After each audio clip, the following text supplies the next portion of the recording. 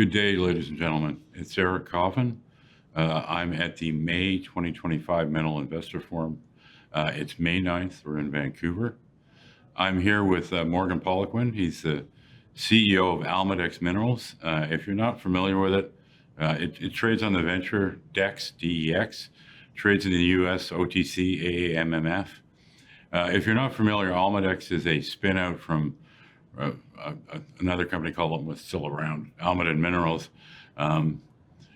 Morgan and his father, Dwayne formed Almaden, I don't know, 30 years ago or something, but this team between the two of them, they've made several, bona fide good discoveries, which is more than most teams can say. These guys have got a lot more success than I think the market sometimes gives them credit for. Almadex has a spin out from Almaden, it was essentially the same shareholder base.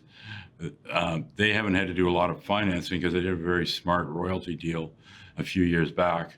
And because of that smart royalty deal, they've got about 12 or 13 million in the bank. They also own their own drills, their own drilling company. And there's been years where that drilling company has actually made $500,000 or $1 million. So, but the key to it is early stage exploration. That's Morgan and Dwayne's specialty. It's their first love. And, these guys were looking at some stuff in Mexico. We won't belabor what happened there, political issues. But because of that, you're basically Southwest US now, and you got a lot of projects. Do you know what you're up to now? Yeah, about a dozen projects that are brand new things we generated in the last 2 years, really. Yeah. And can you give us a quick overview of what your process is? Absolutely, and thank you very much for having me here. We're excited to talk about this. It's been a generative program, and we're focused on big alteration zones along a trend that we identified in the Western U.S. And we feel like there's potential for porphyries and also the related deposits like high sulphidation epithermal gold systems. So we think that in parts of the Western U.S., the same kind of approach that you see in the Andes, very granular, high intensity exploration programs into these alteration zones, which can be barren at surface, has resulted in these big discoveries. Indonesia is another place where that's being done. And we feel like the exploration in the Western U.S., even in the Great Basin, in these alteration zones, has been, if done at all in some of these areas, for near surface oxide gold and the deeper potential or the understanding that they could actually be associated with porphyry systems, lends to our abilities, and that's what we've kind of assembled here to explore.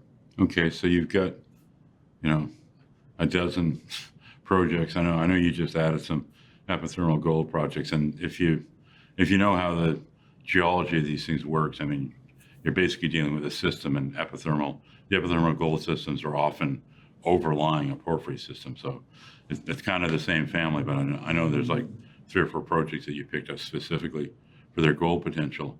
But you've been bringing these things along. Off the top of your head, do you know how many of these projects are you permitted for drilling? That's something that people always ask about these days, because permitting is, as you well know, permitting can be a problem in some areas. It can absolutely. So yeah, we've got about half a dozen that are permitted for drilling, and fortunately, we're on mostly almost all BLM land. So in the United States, that's easier depending on the state that you're in. So yeah, our plan right now is we're doing a lot of surface work. Yeah. And so I like to put permits in really early, even before I know exactly where X marks the spot to drill. And then at least you've got something, and there's usually flexibility on BLM land.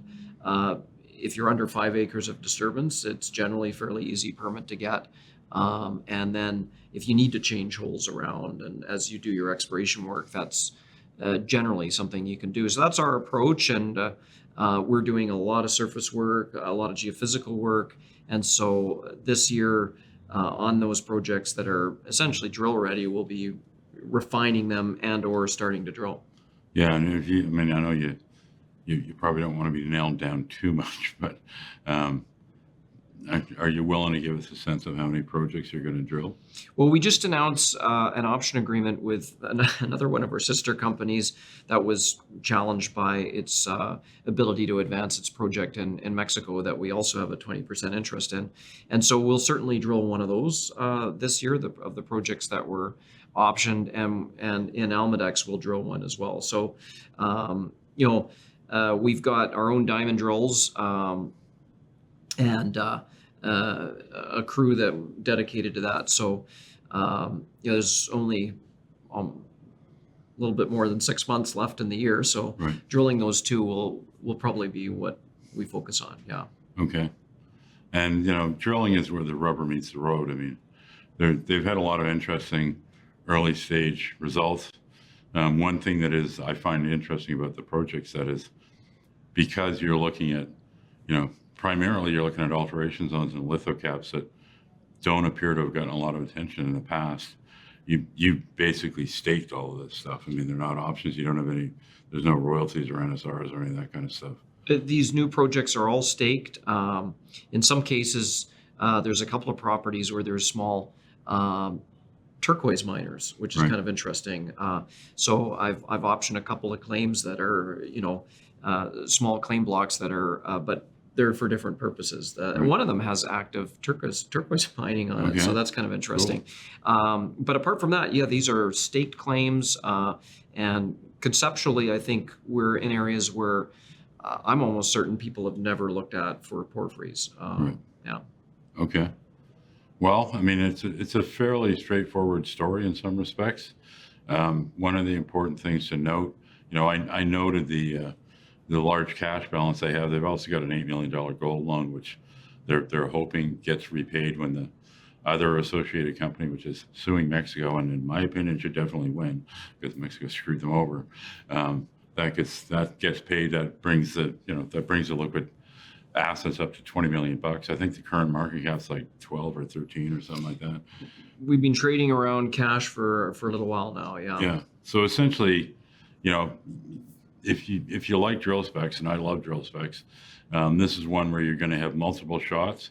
It's going to be spread over a couple of years, but because of the strong balance sheet, the internally owned drills, and they do some drill contracting, et cetera, you're basically getting the drill. You're getting the drill specs, and then there's a bunch of royalties and a couple of other things in the company. You're getting all that stuff for free because it's basically trading a cash value. And one, big advantage they have is they can work through several properties. And if one of them doesn't work out, I mean, I don't think you and your dad are the type of guys to get romantic about properties. If it doesn't look right after the first couple of holes, it's see you later and on to the next one, which is good because in this case, because they have the cash, it's not one of those things where we all have to be at the edge of our seats and, oh yeah, if this drill hole misses, it's going from 40 cents to 3 cents. That's not going to happen in this case because of the strong underpinning. They've got a real asset. So that makes it a perfect drill story. If you like drill specs, Almadex is about as good a risk and reward as you're ever going to find. Great guys running it. I mean, they've found several deposits. These are guys that know how to find stuff. They've done it before. I'm betting they can probably do it again. DEX on the venture. Thanks for coming by. Thanks very much for having me. I really appreciate it.